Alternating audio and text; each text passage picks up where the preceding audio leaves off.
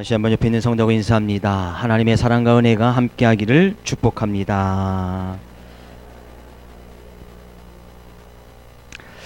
아내가 너무 열이 나서 남편이 병원에 데리고 갔습니다. 간호사가 오더니 체온계를 아내의 입에 딱 물려놨습니다. 한참 후에 간호사가 체온계를 체크하고 나가려는데 남편이 따라 나가면서 간호사에게 묻습니다. 방금 입에 물린 체온계 값이 얼마입니까? 이렇게 물어봤습니다. 아니 왜요? 그랬더니 남편이 이렇게 대답했습니다. 하나 사려고요. 그 체온계가 지금까지 아내의 입을 제일 오래 다물게 했습니다. 그랬다는 거예요. 할렐루야. 우리는 한 해 동안 사단의 유혹과 미혹 속에 빠지지 않기 위하여 하나님의 전신갑주를 취하자는 말씀을 계속해서 살펴보고 있습니다. 좀 말씀이 은혜가 되어지고 사단의 유혹과 미혹 속에서 넘어지지 아니하는 그런 은혜를 지금 누리고 계십니까? 그러면 그 말씀이 내 말씀이 되어지는 거예요. 한 해 동안 앞으로도 계속해서 그런 말씀을 살펴볼 텐데, 정작 중요한 것은 우리만 하나님의 전신갑주를 취하여서 사단의 유혹과 미혹 속에 빠지지 않는 것, 물론 그것도 중요하지만 나 자신만 그렇게 빠지지 않으면 되느냐? 성경은 그렇게 이야기하고 있지 않습니다. 나 자신만 하나님의 전신갑주를 취하여서 사단의 유혹과 거기에 빠지지 않고 넘어지지 않으면 되느냐? 그렇지 않습니다. 그렇게 하나님의 전신갑주를 취한 사람들은 다른 사람들 여전히 사단의 유혹과 미혹 속에 빠져 있고 사단의 권세 아래 있는 그런 흑암의 권세 아래 있는 사람들도 그 사람들도 전신갑주를 취하여 거기서 빠져나오도록 해야 되는 것이 또한 우리들이 해야 될 일임을 성경은 분명히 말씀하고 있다는 거예요. 오늘 본문 말씀을 통해서 그 귀한 은혜의 말씀을 나누길 원하는데, 행여나 아직까지 우리의 삶의 부분에서 전신갑주를 취하지 못한 그런 연약한 부분이 있거든. 오늘 말씀을 통해서 그 연약한 부분도 말씀으로 채워지기를 원하고, 말씀의 전신갑주를 취하신 분이 있거든. 그 전신갑주를 힘입어서 다른 사람들도 여전히 흑암과 또한 사단의 권세 아래 있는 사람들도 거기서 건져내고 그들에게도 구원을 밝히 보여줄 수 있는 그런 귀한 은혜가 있어지기를 주의 이름으로 축복을 드립니다. 오늘 본 말씀은 바울이라는 이 사도가 하나님의 말씀을 증거하다가 잡히게 되어지거든요. 여기에 잡혀서 어디까지 가겠냐 하면은 그 당시에 바울이 살고 있던 그 지역을 다스리던 아그리빠 왕이라는, 그죠? 아그리빠 왕. 이제 이 아그리빠 왕은 이 로마, 당시 이스라엘 민족이 로마의 지배하에 있었기 때문에 로마의 어떤 권력과 그 모든 것을 위임받아서 온 왕이었습니다. 그러니까 이스라엘의 모든 것을 다스리는 그런 왕이었지요. 그런데 그 사람들이 예수 그리스도를 증거한다고 바울 사도를 고소하였고, 그 바울 사도가 이 아그리빠 왕 앞에까지 서게 되신 거예요. 결국에 이 바울 사도가 거기에서 나는 로마의 시민권이 있는 사람이니까 난 로마에 가서 재판을 받겠다 해서 결국에 로마까지 이송을 하게 되어지는 그런 사건이 일어나게 되어지지요. 근데 이 바울 사도가 그 고소를 당해서 아그리빠 왕 앞에 섰을 때 했던 이야기 중에 일부가 바로 오늘 본문 말씀의 일부입니다. 네, 바울 사도가 그 가운데서 아그리빠 왕 앞에서 이야기하는 것이 무엇인가 보았더니, 바울 사도가 어떻게 예수님을 만났고 그 예수님을 만나서 자기가 가진 소명이 무엇이고 자기는 그 소명을 가지고 그렇게 살아왔을 뿐이다 라고 담대하게 이야기하는 것을 보게 되어지죠. 바울 사도가 예수님을 만난 사건들은 성경 가운데 사도행전에 몇 군데 9장과 12장 또한 22장 26장에 잘 기록하고 있기 때문에 잘 알 것입니다. 바울 사도가 예수님 어떻게 만납니까? 바울 사도는 그 이전에 예수님 만나기 전에는 예수님 믿는 사람이 아니었습니다. 그래서 바울 사도는 예수님 믿는 사람들을 잡아서 핍박을 하고 때는 감옥에도 갇히는 그런 일에 앞장섰던 사람이 이 바울, 그 이전에 바울이 이전에 사울이라는 사람이었지요. 사울. 그래서 이 사울은 어느 정도 사회적인 권력도 있었고 힘을 실을 수 있는, 당시 청년이었기 때문에 그럴 만한 힘이 있었던 사람이었습니다. 그래서 또 이 사울이 그런 일을 하고 나가니까 사울에 계속 그런 일을 맡겨주게 되어지죠. 어느 날 그가 또 다메섹이라는 동네에 예수님 믿는 사람들이 있다는 그런 소문을 듣고 사울이 몇몇 군사들과 함께 그곳을 향해서 가고 있었던 그 와중에 주님께서 바울을 만나주시고 그 사울을 만나주시고 거기서 예수님 만나고 사울이 변화받는 놀라운 일들이 일어나게 되어지죠. 근데 그 가운데서 했던 이야기, 그렇게 자기가 예수님 만났던 것을 아그리빠 왕 앞에서 쭉 이야기를 하면서 그때 주님께서 주신 말씀이 무엇인가, 그죠? 그것을 이 아그리빠 왕 앞에서 간증하듯이 이야기하고 있단 말이죠. 우리는 잘 생각해 볼 수가 있습니다. 바울 사도가 지금 어떻게 하면 아그리빠 왕이면, 왕이 물론 바울이 로마의 시민권을 가지고 있기도 했지만 그 아그리빠 왕이 바울을 그냥 사람들이 고소를 해서 죄가 있다는 그 제목을 붙이고 바울을 감옥에 가두거나 또는 더 크게 바울을 처형시키면 그냥 처형당할 수밖에 없는 그런 위치에 있었습니다. 근데 이 바울은 거기에서 어떻게 아그리빠 왕 앞에서 자기의 생명을 구거하라거나 자기가 어떤 그 죄가 없음을 변명하는 것이 아니라 그 가운데서도 오히려 자기가 예수님을 어떻게 만났고 오히려 아그리빠 왕 앞에서 예수를 증거하는 그런 담대함을 보게 되어집니다. 왜 바울 사도가 그죠? 그렇게 힘들고 어렵고 자기가 예수님 믿는다고 해서 고소도 당하고 조금 또 때로는 감옥에도 가기도 하고 때로는 매를 맞기도 하고 때로는 돌에 맞기도 하는 그런 일을 겪으면서도 또한 심지어 아그리빠 왕 앞에서 자기의 생명을 좌지우지할 수 있는 그 아그리빠 왕 앞에서도 담대하게 예수를 증거할 수 있었을까? 바울 사도의 고백에 가서 보면 이런 말씀이 있습니다. 사도행전 20장 20절에서 24절 말씀 가서 볼까요? 같이 읽어보겠습니다. 보라, 이제 나는 성령에 매어 예루살렘으로 가는데 거기서 무슨 일을 당하는지 알지 못하노라. 오직 성령이 각 성에서 내게 증언하여 결박과 환난이 나를 기다린다 하시나 내가 달려갈 길과 주 예수께 받은 사명 곧 하나님의 은혜의 복음을 증언하는 일 마치려 하면은 나의 생명조차 조금도 귀한 것으로 여기지 아니하노라. 이것이 바울 사도의 어떤 믿음의 고백이었습니다. 내가 주님의 은혜, 하나님께서 말씀하신, 주님께서 말씀하신 그 일을 증거하는 일에는 난 내 생명보다 조금도 귀한 것으로 여기지 아니하겠다. 그래서 어려움이 와도 감옥에 갇혀도 때로는 생명의 어떤 위기조차 느낀다 할지라도 바울 사도는 이런 믿음의 고백이 있었기 때문에 아그리파 왕 앞에서도 생명을 구걸하지 않더란 말이지. 오히려 그 가운데서 예수님을 증거하는 놀라운 일이 일어나게 되어지다는 거예요. 저는 이 바울 사도의 믿음의 고백이 여러분과 저의 어떤 믿음의 고백이 되어질 수 있기를 주의 이름으로 축복을 드립니다. 그죠? 나의 달려갈 길, 내가 할 일이 무엇인지 바울 사도는 그것을 밝히 깨닫고 나니까 왕 앞에 섰던, 감옥에 가든 자기의 어떤 생명이 지금 위기를 느껴서 죽음에 처해 있는 그런 상황 가운데 놓여 있는 할지라도 그 가운데서도 예수를 이야기하더라 그런 얘기예요. 자기의 목숨을 걸고 자기 일을 하는 사람들은 세상에 두려울 것이 하나도 없습니다. 그죠? 그래서 에스더, 성경 가운데는 에스더의 고백도 죽으면 죽으리라 이렇게 고백했던 에스더도 있지 않습니까? 그가 죽기를 각오하고 왕 앞에 섰더니 그 에스더를 통해서 이스라엘 민족이 전체 구원받는 그런 일들이 일어나게 되어지더라는 거예요. 우리는 주님 앞에서 주님께서 우리를 왜 불러주셨는지 바울이 그 분명한 그런 소명의식이 있었기 때문에 자기는 죽음을 두려워하지 아니할 수 있었다는 거예요. 근데 그렇게 아그리빠 앞에서 이야기하면서 예수님께서 자기를 어떻게 불러주셨는지 그것을 갖다 이야기하는 그 가운데 우리가 살펴볼 말씀이 있습니다. 16절 말씀 가서 볼까요? 16절 말씀 같이 읽어보겠습니다. 일어나 너의 발로 서라. 내가 내게 나타난 것은 곧 내가 나를 본 일과 장차 내가 내게 나타날 일에 너로 종과 증인을 삼으려 함이니.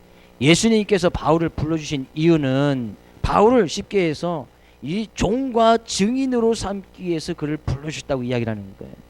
예? 바울을 예수님께서 그에게 보여준 일과 또한 장차 예수님이 어떻게 되실 그럴 일을 바울 사도에게 다 보여주셨거든요. 근데 그 일에 대해서 종과 증인을 삼기 위해서 바울 사도를 불러줬다고 이야기를 합니다. 우리는 여기서 종이라는 것은 쉽게 너무나 잘 알지요. 종은 주인이 시키는 대로 하는 것이 바로 종입니다.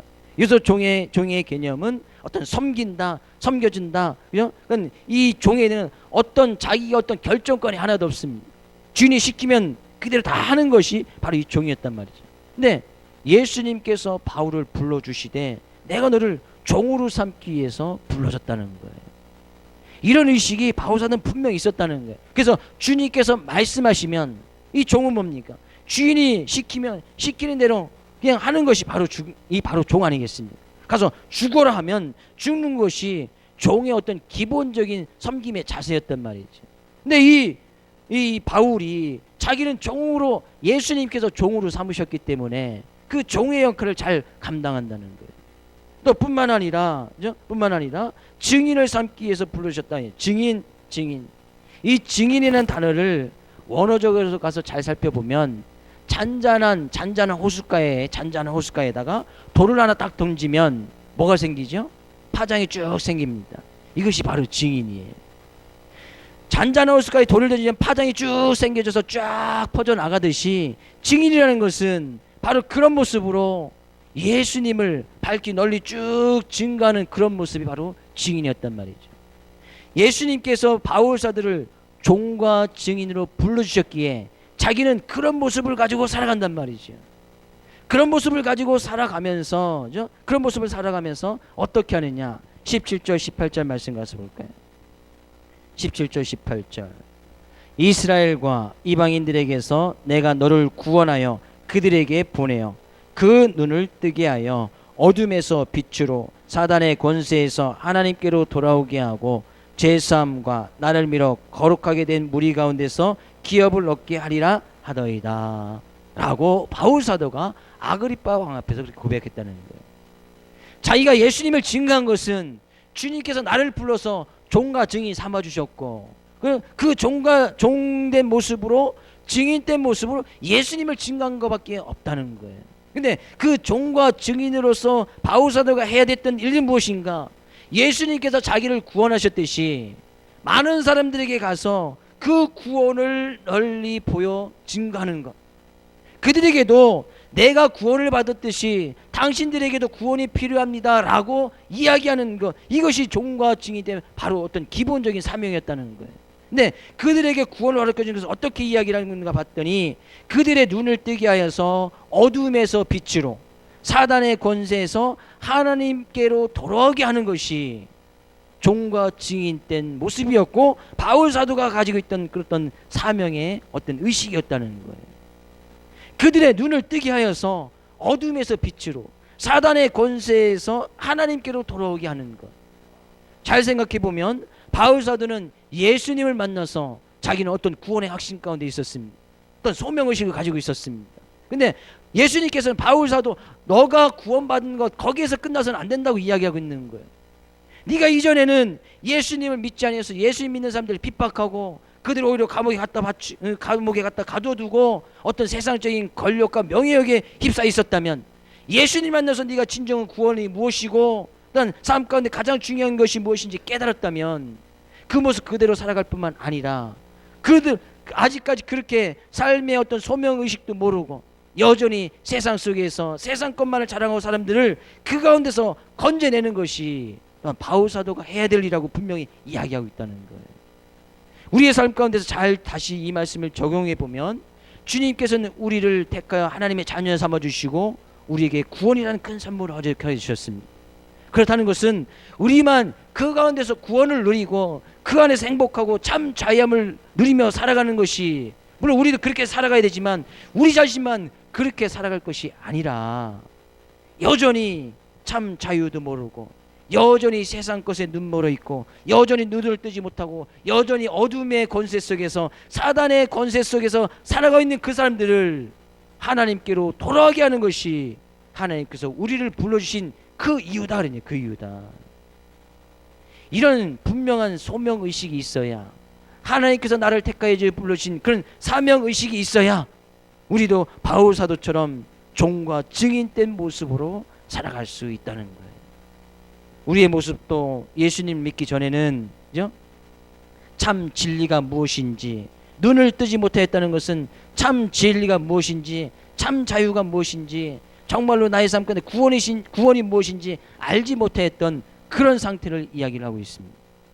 일단 어둠 속에 있던 그런 모습, 늘 어둠 가운데 있으면서 항상 짓눌려 있고 무언가 꽉 갇혀져 있고 뭔가 밝은 미래가 보여지지 아니하는 그런 모습, 그런 모습을 성경은 사단의 권세 아래에 있는 그런 모습, 흑암의 권세 아래에 있는 그런 모습으로 이야기를 하고 있습니다.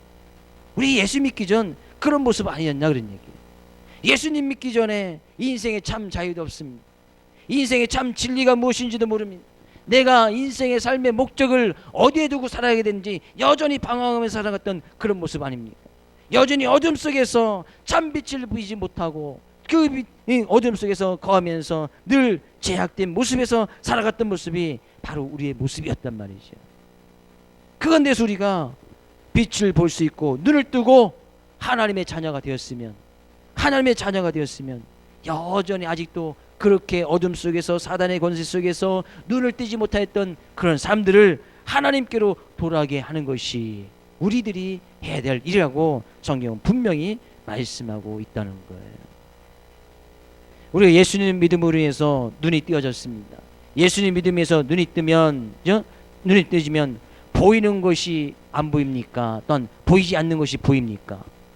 무슨 얘기죠?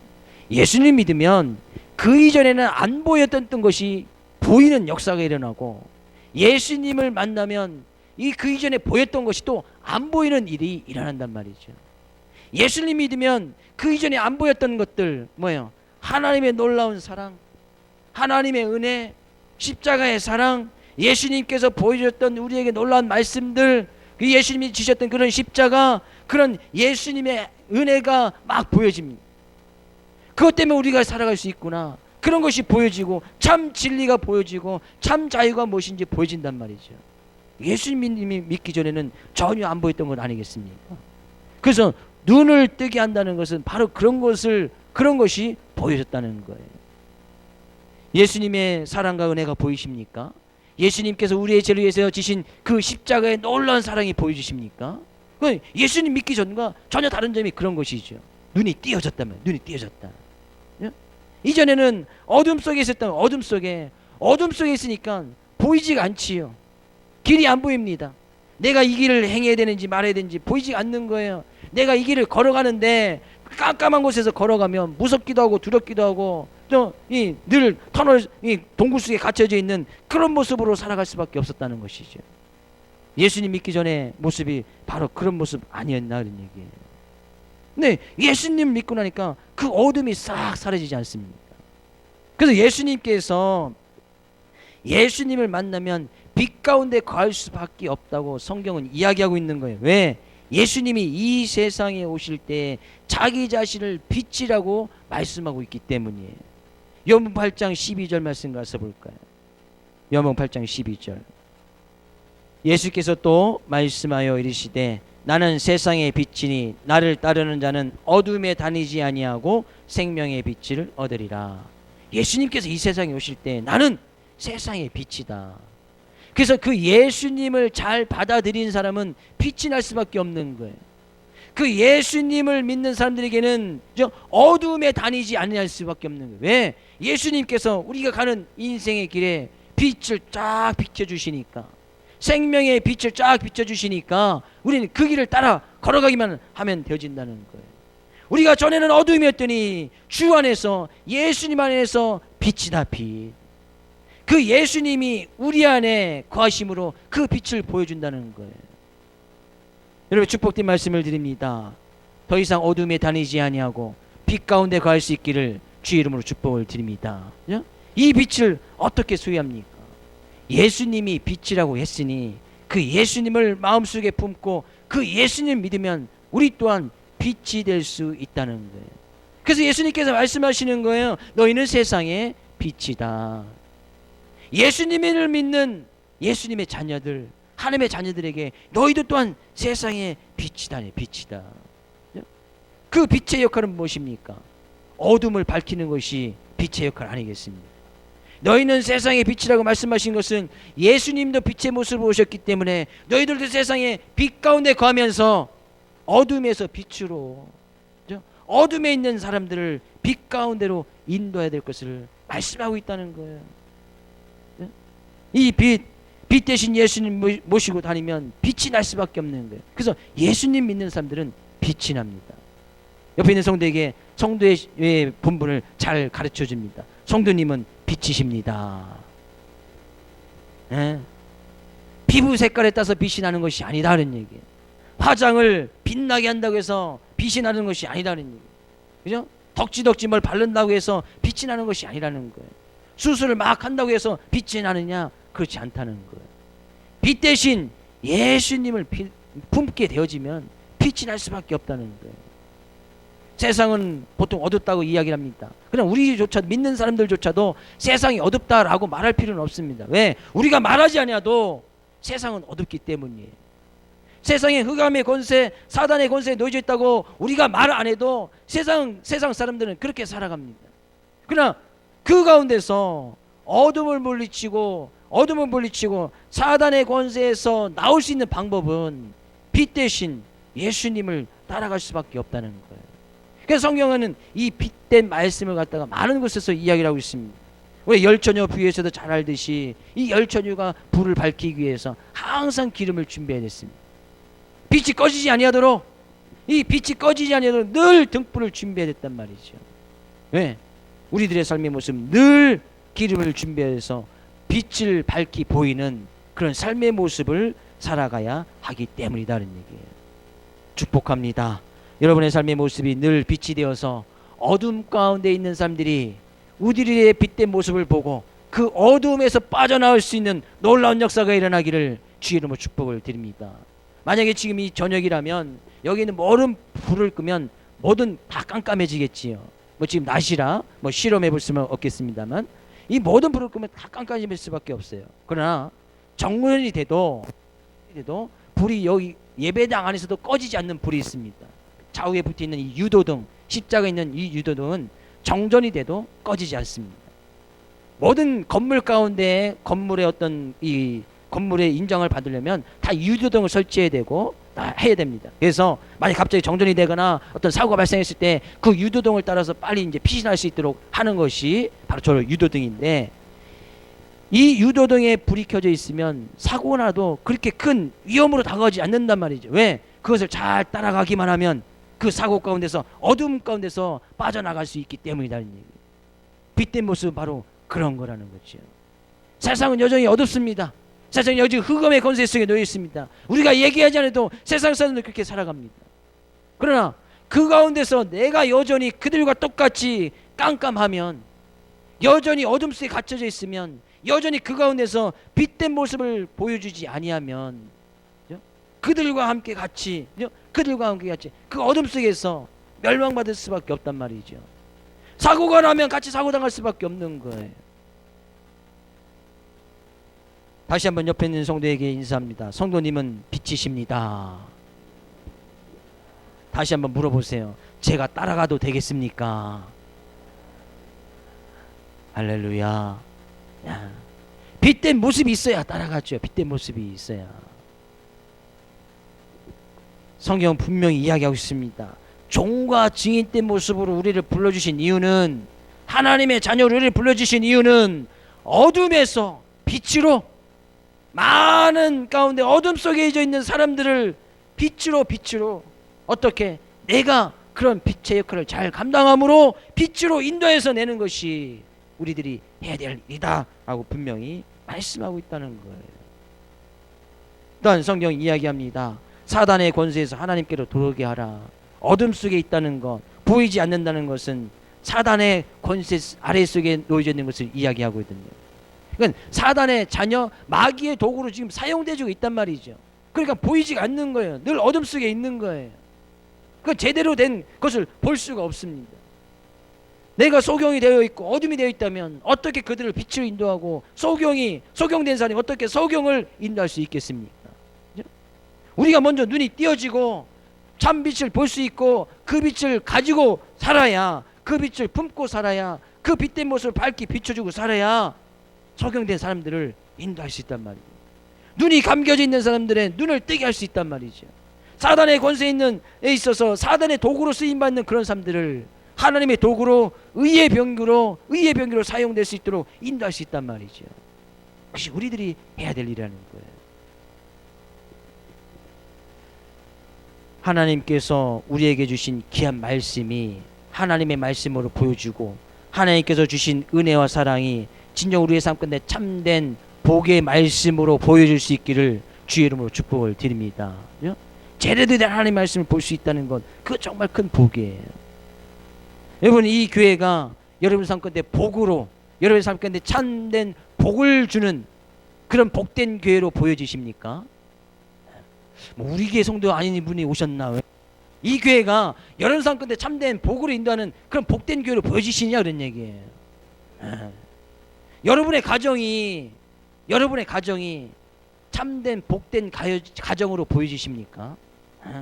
옆에 있는 성도님이 정말 나에게 복을 줄 수 있는 그런 복된 성도님으로 보여주십니까? 이것을 볼 수 있어야 되는 거예요. 눈이 감기면 보이지 않겠지요.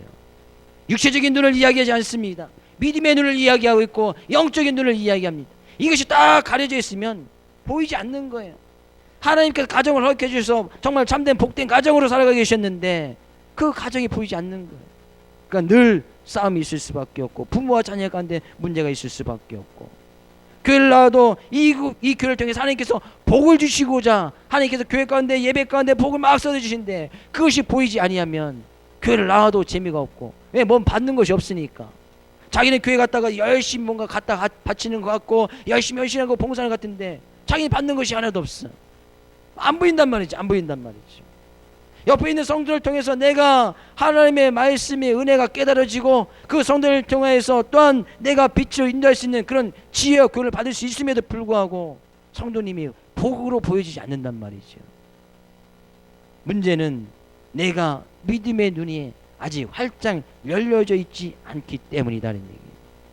이것이 어둠인지 빛인지 밝히 볼 수 있어야 되는데 늘 어둠 가운데 있는 사람은 참된 빛이 보여지지 않는단 말이에요. 참된 빛이 보여지지 않는단 말이에요. 다시 한번 축복된 말씀을 드리기를, 여러분의 삶의 모습을 통해서 눈이 감겨져 있는 사람, 눈이 띄어지는 역사가 일어나기를 원하고 어둠 속에 있는 사람이 빛으로 돌아올 수 있기를 주의 이름으로 축복을 드립니다. 그러기 위해서 우리가 그 예수님이 가졌던 그 예수님의 마음, 종된 모습으로 이 세상에 오셔서 십자가에 죽기까지 하나님의 말씀에 복종하셨던 그 예수님의 마음을 품어야 되고, 예수님께서 이 세상에 빛된 모습으로 오셨듯이 우리에게 빛된 하나님의 말씀을 증거해 주셨듯이 그 예수님을 품고 빛된 말씀이 있어야 우리의 삶 가운데도 빛이 난단 말이에요. 그러기 위해서 바울 사도를 불러주셨고 우리를 불러주셨다는 거예요. 사단의 권세에서 우리가 노임을 받아서 참 자유와 진리 가운데 가고 있다면 많은 사람들도 그런 사단의 권세에서 하나님께로 돌아오게 하라. 하나님의 전신갑주를 취해서 우리만 싸워서 이길 것이 아니라 그들도 그것에서 승리해서 이길 수 있는 방법을 가르쳐 주란 말이죠. 밝히 보여주란 말이죠. 나만 잘 먹고 잘 살면 된다? 상당히 이기주의입니다. 이것은 세상의 말세 가운데 나타나는 현상 가운데 하나라고 이야기를 하고 있습니다. 말세 가운데 뭐야? 자기 자신만 사랑을 하고 나만 아니면 된단 말이죠. 나만 구원받으면 됩니까? 그죠? 상당히 이기주의 욕심 아니겠습니까? 그죠? 어느 교회에서 얘기를 들어보니까, 그죠? 교회 목사님이 갔는데 그래서 목사님 오자마자 아무것도 하지 말라는, 아무것도 전도도 하지 말고 뭐 그냥 말씀만 증거해주고 아무것도 뭐 기도해도 그냥 한 달에 한 번쯤 하고 아무것도 하지 말라는 거예요. 뭐 하라는 거예요? 그러니까 자기들만, 자기 교회 나오는 사람들만 잘 돌봐달라는 거예요. 그 전도도 하지도 말고 아무것도 하지 말라는 거예요. 상당히 큰 이기주의 아니겠습니까? 하나님께서 교회를 세워주신 것이 지금 교회 안에 있는 성도들만, 그 사람들만 복받고 그 사람들만 구원받기 위해서 그 목회를 불러주신 것은 아닐 것이라 생각이 되어집니다. 하나님께서 이 교회를 세워주신 것은 우리만 믿고 잘 믿고 구원받아서 하나님의 나라 거기만 들어가도록 우리를 자녀 삼아주신 것이 아니란 말이죠. 뭔가 잘못된 말씀을 알고 있단 말이에요. 우리는 분명히 빛이고 하나님의 의의 병기, 하나님의 도구로 쓰임을 받아야 된단 말이죠. 도구는 쓰임을 받아야 그 역할을 잘 감당하는 거예요.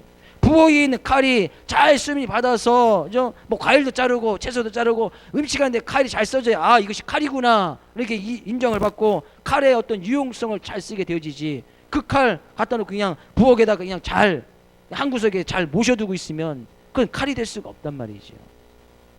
하나님의 자녀로 우리를 불러주신 것은 자녀로 쓰임받게 하기 위해서, 우리가 세상에서 빛된 모습으로 사단의 권세에 있어서 우리가 정말 억눌렸고 힘들고 살던 그런 모습 가운데서 우리를 건져주셨으니 많은 사람들도 그렇게 인도함을 받을 수 있도록 살아가라고 말씀하고 있다는 거예요. 근데 그것이 우리의 힘과 능력으로 되어지느냐? 안 된다는 얘기예요. 그래서 본 말씀은 이야기를 하고 있습니다. 22절 말씀 가서 볼까요?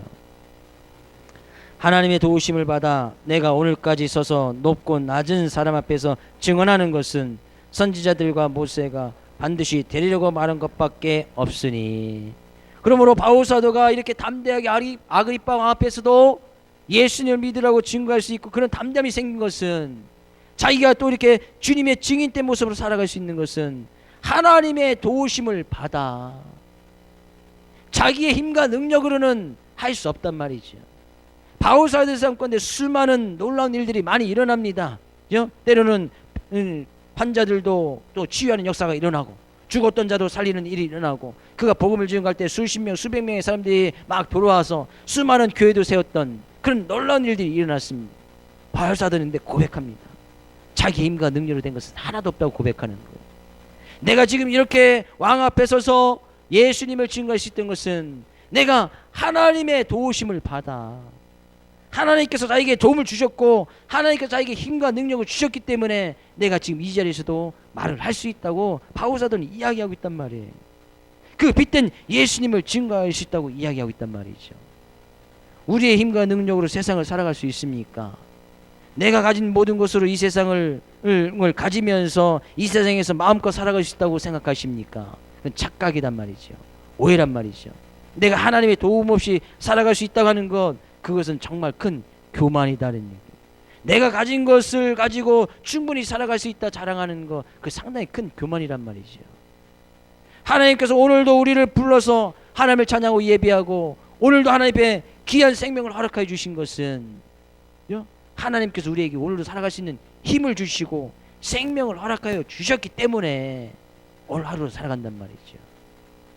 하나님의 도우심 때문에 살아간단 말이죠. 이런 믿음의 고백이 있어야 된다는 거예요. 바울 사도는 그렇게 고백하는 겁니다. 자기가 심지어 그 왕 앞에서 처형을 당하는 그런 일이 있는다 할지라도 내가 하나님의 도우심을 받아 예수님을 증언하는 그 일은, 그것은 멈출 수가 없단 말이죠. 그만두지 않겠다는 거예요. 자기가 많은 사람들을 눈을 뜨게 하고 어두운 가운데서 빛으로 인도하였고 사단의 권세에 있는 사람들을 하나님께로 돌아오겠지만 그것은 내가 한 것이 아니다. 하나님께서 도와주셨기에, 하나님께서 자에게 힘을 주시고 능력을 주셨기에 가능하다는 얘기예요. 우리의 힘과 능력으로 어둠 속에 있는 사람들을 전도하는 것, 그들에게 빛을 보여주는 것, 그것은 불가능합니다. 안 된다는 얘기예요. 할 수가 없습니다. 우리의 무슨 능력을 가지고 사단의 권세 아래 잡혀있는 그 사람들을 하나님께로 돌아올 수 있게 할 수 있겠습니까? 우리의 지혜를 가지고, 힘과 내가 가진 것을 가지고 안 된단 말이죠. 어떻게 눈이 감겨져 있는 그 사람을 눈을 뜨게 할 수 있느냐는 얘기예요. 우리의 지혜를 가지고, 물론 하나님께서는 지혜를 주셔야, 하나님께서 지혜를 주셔야, 하나님께서 힘을 주셔야, 하나님께서 재물을 허락해 주셔야, 하나님께서 오늘도 살아갈 수 있는 생명을 허락해 주셔야 그 일이 가능하단 말이죠. 그래서 우리는 그런 하나님의 도우심을 구해야 된다는 거예요. 하나님, 내가 이 일을 감당하기 원하는데 주님 도와주시옵소서 라고 하나님 앞에 이야기하는 것이 기도 아니겠습니까? 기도. 그래서 기도가 필요한 말이에요. 기도. 그죠? 내가 오늘도 알아 살아가기 위해서는 기도가 필요한 거예요. 오늘도 나의 삶 가운데 그런 하나님의 은혜와 사랑을 누리기 위해서는 하나님 오늘 저에게 은혜를 허락해 주시옵소서, 그런 힘과 능력을 허락해 주시옵소서 라고 기도하는 그 기도가 필요한 말이죠. 바울 삶 가운데 잘 보면 그는 늘 기도하면서 승리했던 사람이 바로 이 바울 사도였습니다. 무엇을 하든지 하나님께 묻고 기도했던 사람, 그것이 바울 사도였단 말이죠. 그러니까 그의 삶 가운데 놀라운 일들이 일어나는 거예요. 자기만 그런 은혜를 누릴 뿐만 아니라 많은 사람들도, 사단의 권세 있는 사람들도 하나님 앞으로 돌아가게 하는 놀라운 역사들을 이뤄나가더라는 얘기예요. 수십 개의 교회를 세워나가더란 말이죠. 물론 하나님께서는 바울 사도 그렇게 쓰시고자 불러주셔 특별한 은혜를 부어주신 그런 은혜도 있지만, 주님께서는 오늘 우리에게도 동일한 그런 은혜를 허락해 주시기를 원합니다. 세상 속에서 같이 세상 속에 있으면 어둠인지 빛인지 잘 모르는, 구별되지 않는 그런 삶을 살아갈 것이 아니라 세상 속에서도 빛된 모습으로 자기에게 맡겨진 그 일을 잘 감당하면서 그 어둠 속에 있는 사람들을 빛으로 행여나 우리들의 삶의 모습을 통하여서 그런 것이 예수님 믿고 그런 것이 교회 다니는 것이라면 난 교회를 다니지 않겠어 라고 실망시키는 일이 없기를 먼저 또한 주의 이름으로 축복을 드립니다. 세상 사람들이 우리를 보고 야 그래 그 빛된 것이 뭐야, 그 빛이 뭐야, 참 진리가 뭐야, 교회 다니는 것이 뭐야, 하나님이 뭐야, 이렇게 막 묻고 나올 수 있는 그런 귀한 은혜가 여러분과 저의 삶 가운데 있어지기를 주의 이름으로 축복을 드립니다. 이것이 빛된 모습으로 살아가는 거예요. 우리가 하나님의 전신인지 가치를 잘 취하여서 사단의 권세를 이겨나가면 이런 빛된 모습은 밝게 나올 수밖에 없습니다. 세상의 유혹과 미혹 속에서 담대하게 그 유혹과 미혹을 이겨나가면 믿음의 모습을 보이게 되어지면 반드시 빛이 날 수밖에 없습니다. 어둠에 있는 사람들이 와서 묻을 수밖에 없다는 거예요. 어떻게 그런 상황 가운데서도 행복하게 웃으며 신앙생활을 할 수 있어? 라고 사람들이 와서 묻는다는 거죠. 어떻게 그런 눈을 뜰 수가 있어? 참 진리를 발견할 수 있을까? 사람들이 와서 묻는단 말이에요. 이것이 내가 지금 빛이 나고 있단 말이에요. 빛이 나고 있으니까 사람들이 그 모습을 보고 아, 그 빛이 뭐냐? 라고 묻고 있단 말이죠. 그런 은혜가 한 주간의 삶의 모습 가운데도 많이 있어지기를 주의 이름으로 축복을 드립니다. 빛 대신 예수를 믿고 소유하고 나갈 때 우리의 삶 가운데 빛이 나고 사단의 권세 속에 있는 많은 사람들을 하나님 앞으로 돌아가게 할 수 있는 많은 역사들이 여러분과 저의 삶과 이 기회를 통해서 있어지기를 주의 이름으로 축복을 드립니다. 다시 한번 옆에 있는 성도에게 인사합니다. 성도님은 빛이십니다. 빛된 모습으로 살아가서 한 주간도 승리할 수 있기를 주의 이름으로 축복을 드립니다.